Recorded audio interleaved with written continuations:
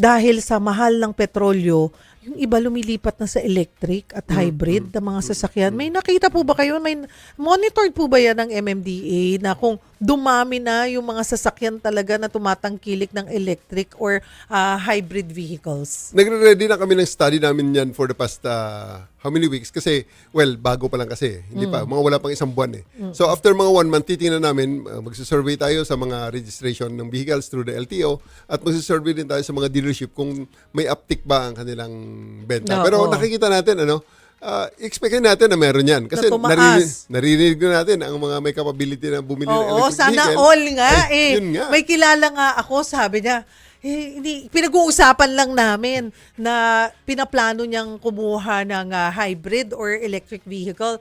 Kalahin mo, the following day, bumili na. Sabi ko, ay sana all.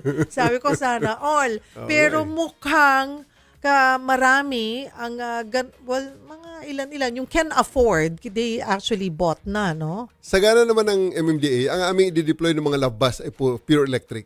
Tapos we are in talks with a company na magbibigay sa atin as proof of concept ng 10 bihikulo na pwede natin magamit sa operations ng MMDA.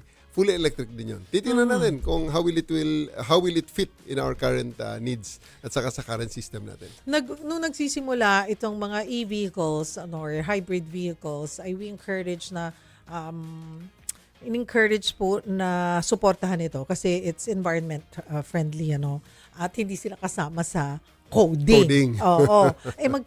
Depende ba yan dun sa sinasabi niyong pag-aaralan kung magiging bahagi na sila ng coding or di ba parang binigyan sila ng hanggang 2027 na hindi magiging bahagi ng coding? Ito, dahil sa mga extraordinary circumstances, baka we need to revisit ang ating mga current policies.